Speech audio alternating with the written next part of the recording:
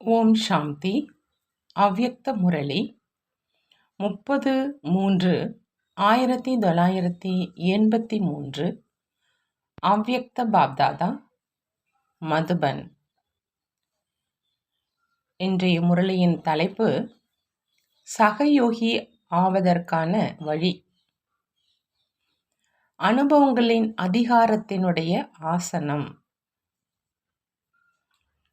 இதுல அவ்யக்த பாப்தாதா குமாரிகளோடு சந்திக்கிறாங்க.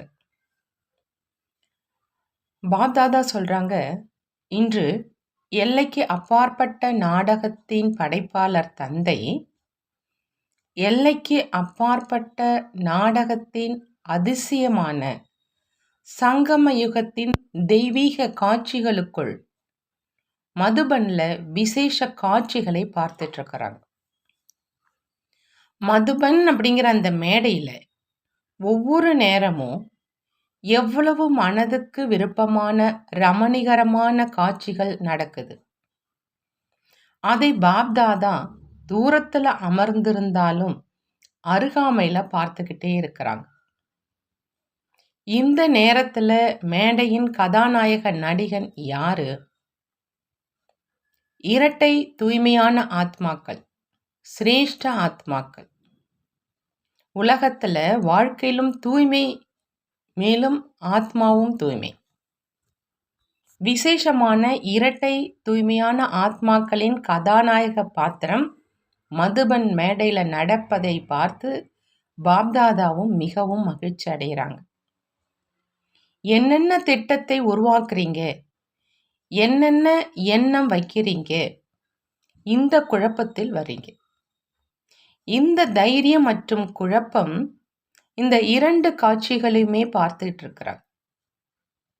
தைரியத்தையும் மிக நன்றாக வைக்கிறீங்க, ஊக்க உற்சாகமும் அதிகம் வருது. ஆனா கூடவே கொஞ்சம் ஆம் மற்றும் இல்லை அப்படிங்கிறது கலந்த எண்ணமும் இருக்குது. பாப்தாதா சிரிப்பூட்டும் காட்சிகளை பார்த்துக்கிட்டு இருந்தோன்னு சொல்றாங்க. விருப்பமோ நான் செய்து காண்பிப்பேன் அப்படின்னு சிரேஷ்டமாக இருக்குது. ஆனா மனதின் ஊக்கத்தின் விருப்பம் மற்றும் எண்ணம் ஜொலிப்பின் ரூபத்துல முகத்துல தென்படுவது இல்லை. சுத்த எண்ணத்தின் மினுமினுப்பு முகத்தில் மின்னி கொண்டிருப்பதாக தென்படணும். ஆனா அது குறைந்த அளவுல இருப்பதாக பார்த்தோம். அது ஏன் அப்படின்னு பாபா கேட்கிறார். இதற்கான காரணம், நல்ல எண்ணம் இருக்குது, ஆனா எண்ணத்துல சக்தி குறைந்த அளவுல இருக்குது. எண்ணம் அப்படிங்கிற அந்த விதை இருக்குது, ஆனால் சக்திசாலியான விதை பிரத்யக்ஷ ரூபத்துல மிகுந்த ஜொலிப்பு தென்படணும். அது இப்போ இன்னும் தேவையாக இருக்கு அப்படின்னு பாபா சொல்றாங்க. மிக அதிகமாக முகத்துல ஊக்க உற்சாகத்தினுடைய பிரகாசம் வருவதற்கான வழி பாபா சொல்றாங்க. ஒவ்வொரு குணம், ஒவ்வொரு சக்தி, ஒவ்வொரு ஞானத்தின் பாயிண்ட்டுகளின் அனுபவங்களின் நிரம்பிய நிலை. பாபா சொல்றாங்க, அனுபவம் மிகப்பெரிய அதிகாரம். அதிகாரத்தினுடைய பொலிவு முகத்துல மற்றும் நடத்தல இயல்பாகவே வரும். தற்சமயம் கதாநாயக பாத்திரம் ஏற்று செய்பவர்களை பார்த்து பாப்தாதா புன்முறுவல் அளித்து கொண்டு இருந்தாங்க. குஷியில நடனமாடிக்கொண்டும் இருக்கிறாங்க. ஆனா சிலர் நடனம் ஆடுறாங்க அப்படின்னா முழு வாயு மண்டலத்தையும் ஆட வச்சிடுறாங்க. அவங்களுடைய நடிப்புல துடிப்பு தென்படும். அதைத்தான் நடனமாடி ஆடி அனைவரையும் ஆட வைத்து விட்டார் அப்படின்னு நீங்க சொல்றீங்க. அந்த மாதிரி பிரகாசமான ஜொலிப்பை இப்பொழுது இன்னும் காண்பிக்கணுங்கிறாங்க பாபா. அதனுடைய ஆதாரத்தை கேட்டுட்டீங்க. கேட்கறவங்க சொல்பவர்களாகவோ ஆகிட்டீங்க. கூடவே அனுபவம் நிறைந்தவர் ஆவதற்கான விசேஷ பங்கை செய்யுங்க அப்படின்னு பாபா சொல்றாங்க. அனுபவத்தினுடைய அதிகாரம் நிறைந்தவர் ஒரு பொழுதும் எந்த விதமான மாயாவின் விதவிதமான ராயல் ரூபங்கள்ல ஏமாற்றம் அடைய மாட்டாங்க. அனுபவத்தினுடைய அதிகாரம் நிறைந்த ஆத்மா எப்பொழுதும் தன்னை நிறைந்த ஆத்மாவாக அனுபவம் செய்வாங்க. அவங்க நிர்ணய சக்தி, சகித்துக்கொள்ளும் சக்தி அல்லது வேறு எந்த சக்தியாலும் காலியாக இருக்க மாட்டாங்க. எப்படி விதை நிரம்பி இருக்கும், அதுபோல ஞானம், குணம், சக்திகள் அனைத்திலும் நிரம்பி இருப்பாங்க. இவங்கள தான் மாஸ்டர் ஆல்மைட்டி அத்தாரிட்டி, அதாவது அனைத்து சக்திகளினுடைய அதிகாரம் நிறைந்தவங்க அப்படின்னு சொல்றதுன்னு பாபா சொல்றாங்க. அந்த மாதிரியானவர் எதிரில் மாயா தலை வணங்குமே அன்றி தலை வணங்க வைப்பது. அதாவது எப்படி எல்லைக்கு உட்பட்ட அதிகாரம் உள்ள விசேஷ நபருங்க எதிரில் எல்லாருமே தலை வணங்குவாங்க. ஏன்னா அதிகாரத்தினுடைய மகா நிலை அனைவரையும் இயல்பாகவே தலை வணங்க வைக்கும். அந்த மாதிரி விசேஷமாக என்ன பார்த்தோம்? அனுபவங்களின் அதிகாரத்தின் இருக்கையில் இப்பொழுது அமர்ந்து கொண்டு இருக்கிறாங்க. பேச்சாளர்களுடைய இருக்கையோ எடுத்துக்கொண்டாங்க. ஆனால் அனைத்து அனுபவங்களின் அதிகாரத்தின் ஆசனத்தை இப்பொழுது எடுக்கணும்.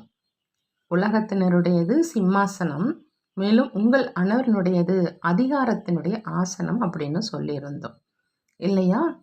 இதே ஆசனத்தில் எப்பொழுதும் அமர்ந்திருங்கன்னு பாபா சொல்கிறாங்க. பின்பு சகஜ யோகி, நிரந்தர யோகி, இயல்பான யோகியாகவே இருப்பீங்க அப்படிங்கிறாங்க. இப்பொழுது அமிர்த வேலையினுடைய காட்சி கூட சிரிப்பதற்கும் சிரிப்பு ஊட்டுவதுமாக இருக்குது. சிலர் இலக்கை வைத்து வைத்து கலப்படைஞ்சிடுறாங்க.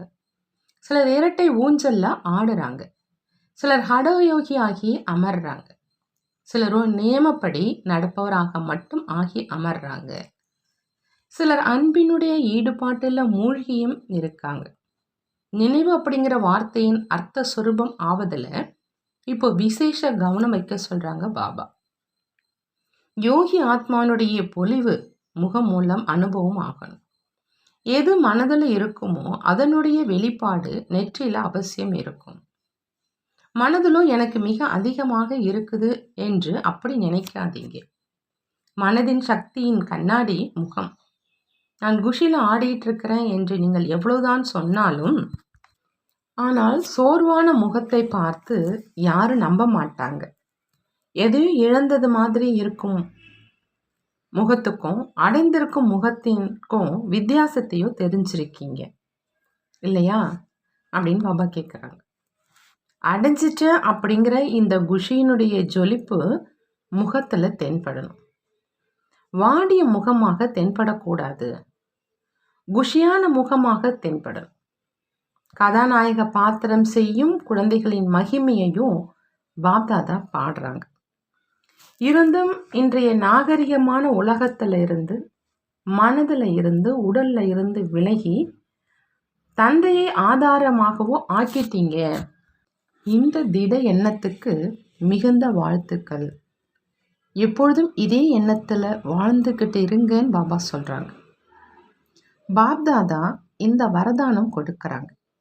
இதே சிரேஷ்ட பாக்கியத்தின் குஷியில் அன்பின் மலரையும் தூவுறாங்க. கூடவே ஒவ்வொரு குழந்தையும் சம்பன்னமான தந்தைக்கு சமமான அதிகாரம் உள்ளவராக இருக்கணும். இந்த சுத்த எண்ணத்துக்கு விதி சொல்கிறாங்க. பாராட்டுகளும் பாபா கொடுக்கறாங்க, விதியும் சொல்கிறாங்க. அனைவரும் விழாவையோ கொண்டாடிட்டீங்க இல்லையா? அனைவரும் விழாவை கொண்டாடி சம்பன்னம் ஆகணும் அப்படிங்கிற இந்த லட்சியத்தை எடுத்து சென்று கொண்டிருக்கீங்க. பாபா சொல்கிறாங்க, முதல்ல வந்த பழையவர்களும் பழையவர்களாகவே இருக்கிறாங்க. ஆனால் நீங்கள் அல்லாவின் அதிசய குழந்தைகள் ஆகிடுங்க அப்படின்னு சொல்கிறாங்க பாபா. எல்லாருடைய புகைப்படத்தையும் எடுத்திருக்கீங்க தான் இல்லையா? பாபா சொல்கிறாங்க, புகைப்படமும் இங்கு நினைவு சின்னமாக ஆயிடுச்சு. இப்போ அதிகாரத்தின் ஆசனத்தில் யார் யார் எந்த அளவு நிலைச்சிருக்கிறாங்க அப்படின்னு தீதி தாதியும் பார்ப்பாங்க. சென்டரில் இருக்கிறவங்க ஒன்றும் பெரிய விஷயம் இல்லை. ஆனால் விசேஷ பாத்திரம் ஏற்று பங்கை செய்வது தான் அதிசயம்னு பாபா சொல்கிறாங்க. இந்த குரூப்பில் ஒவ்வொரு ஆத்மாவும் தந்தைக்கு சமமாக சம்பன்ன சொரூபத்தில் இருக்கிறாங்க அப்படின்னு அனைவரும் சொல்லணும். காலியாக இருப்பவர்களாக ஆகாதீங்க. காலியாக இருக்கும் பொருளில் ஆட்டம் இருக்கும். பாபா சொல்றாங்க, புத்திசாலி ஆகுங்க என்றால் நிரம்பியவர்களாக ஆகுங்க. இதை குமாரிகளுக்கு மட்டுமின்றி அனைவருக்காகவும் சொல்றோம்னு சொல்றாங்க. சம்பன்னமாகவோ அனைவரும் ஆகணும். யாரெல்லாம் வந்திருக்கீங்களோ நீங்கள் அனைவரும் மதுபனியுடைய விசேஷ பரிசு. அனைத்து அனுபவங்களுடைய அதிகாரத்தின் ஆசனத்தை உடன் எடுத்துட்டு போங்க. இந்த பரிசை ஒருபோதும் தன்னிடமிருந்து பிரிச்சு வைக்காதீங்கன்னு பாபா சொல்றாங்க. பாபா கேட்குறாங்க, பரிசு அனைவருக்கும் இருக்குது தான் இல்லையா, அல்லது குமாரிகளுக்கு மட்டும்தானான்னு கேட்குறாங்க. மதுபனி வாசிகளுக்கும் இன்று இந்த பரிசு. நீங்கள் எங்கே அமர்ந்திருந்தாலும் ஆனால் தந்தையின் எதிரில் இருக்கீங்க.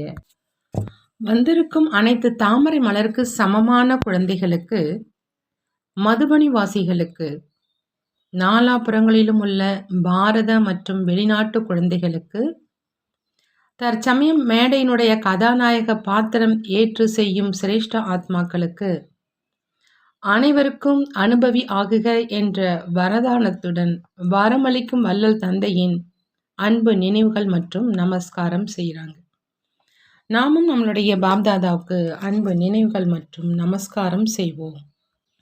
குமாரிகள் விசேஷ எண்ணம் வச்சாங்க. விசேஷ எண்ணம் மூலமா விசேஷ ஆத்மாக்களாக ஆகியிருக்கீங்களா அப்படின்னு பாபா கேட்குறாங்க. விசேஷமாக என்ன எண்ணம் வச்சிங்க? எப்பொழுதும் மகா வீராங்கனை ஆகி வெற்றியாளராக இருப்பேன், இதே எண்ணத்தை வச்சிருக்கீங்க இல்லையா அப்படின்னு பாபா கேட்குறாங்க. எப்பொழுதும் வெற்றியாளர், எப்பொழுதும் மகா வீராங்கனை ஆனீங்களா அல்லது கொஞ்சம் காலத்துக்காக வச்சிங்களா அப்படின்னு கேட்குறாங்க பாபா. இதற்கு பிறகு ஒரு பொழுதும் எந்த விதமான மாயா வராது இல்லையா? அரை கல்பத்துக்காக அழிஞ்சிடுச்சு. ஒருபோதும் எண்ணங்களின் மோதல் வராது இல்லையா?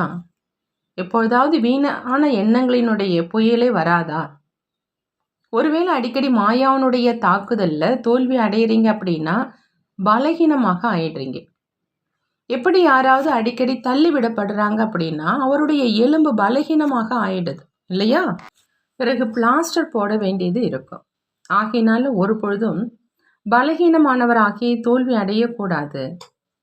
மகா வீராங்கனை அப்படின்னா எண்ணத்தை வச்சிங்க மற்றும் சொரூபம் ஆகிட்டீங்க. அங்கே சென்ற பிறகு பார்க்கலாம் அப்படி கிடையாதுன்னு சொல்றாங்க பாபா. இந்த லாம் லாம் என்று சொல்பவர்களாக ஆகாதீங்க. எந்த எண்ணத்தை வச்சிங்களோ அதில் உறுதியாக இருந்தீங்க அப்படின்னா வெற்றி கொடு பறந்துடும்.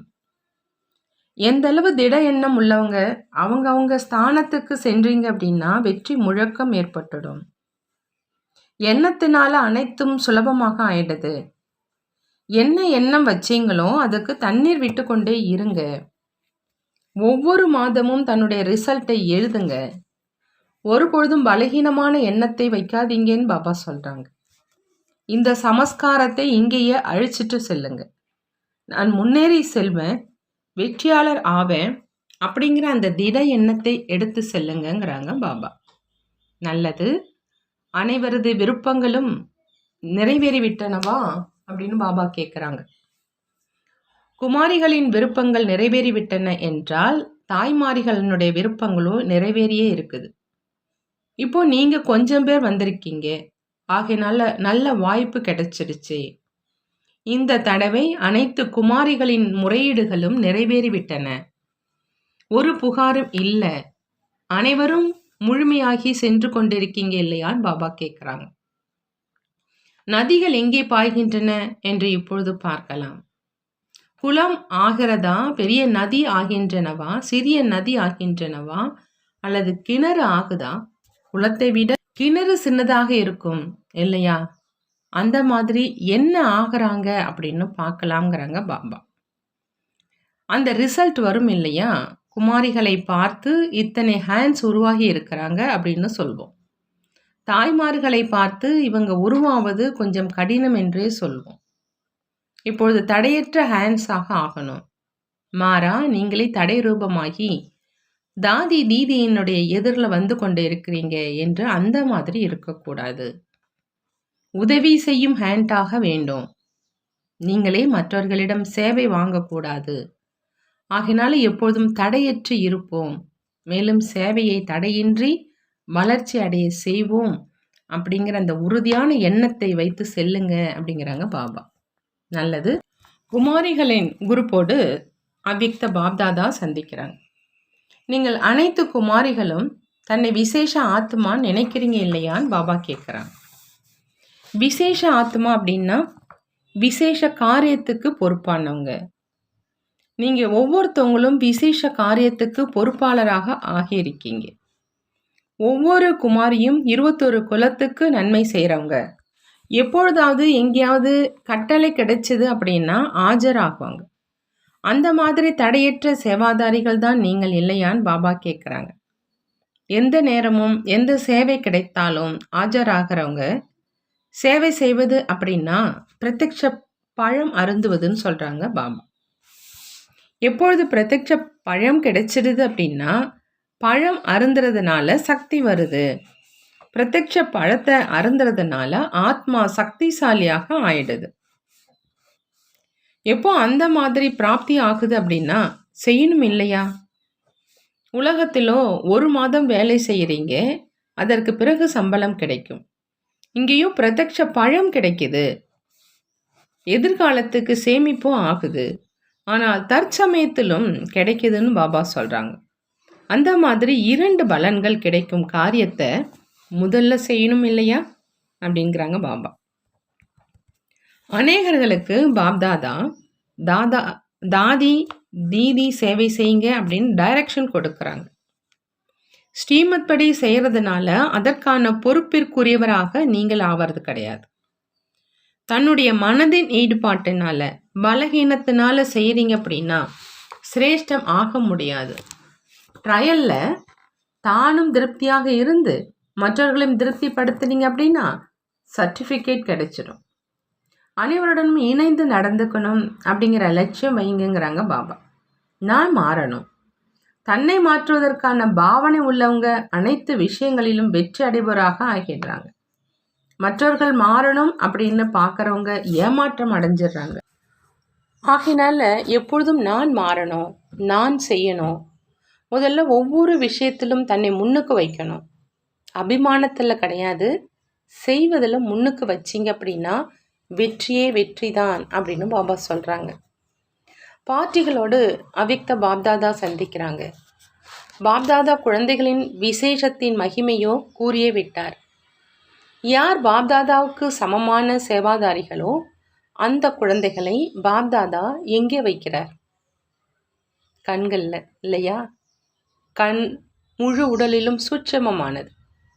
மேலும் கண்களிலும் மணி இருக்குது. அது எவ்வளவு சூட்சமமானது, புள்ளியாக இருக்குது இல்லையா?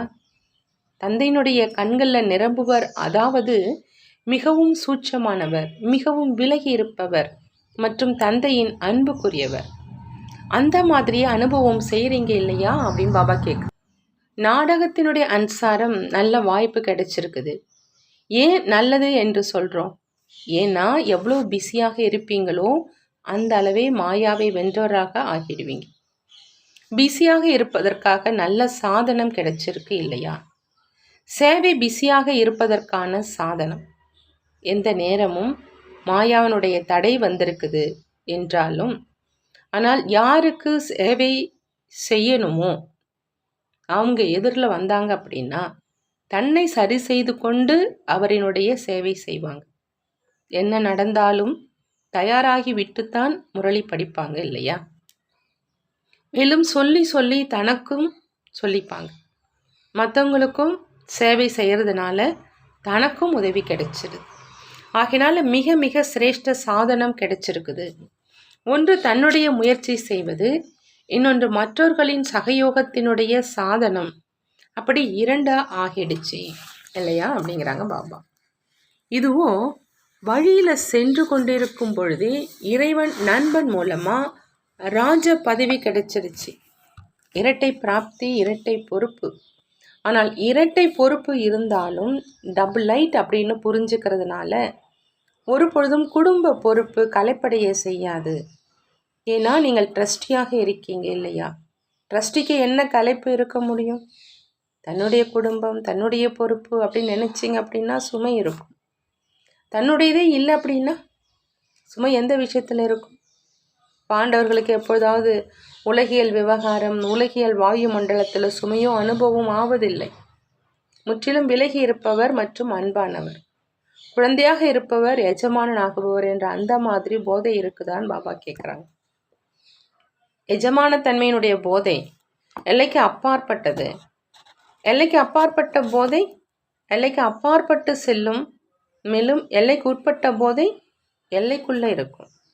தந்தை என்னென்ன கொடுத்தார் என்ற இந்த எல்லைக்கு அப்பாற்பட்ட போதையை நினைவில் கொண்டு வாங்க. அந்த கொடுக்கப்பட்ட பொக்கிஷங்களை எதிரில் கொண்டு வந்து கொண்டே அனைத்து பொக்கிஷங்களினால் சம்பன்னம் ஆகியிருக்கேனா அப்படின்னு தன்னை பாருங்க.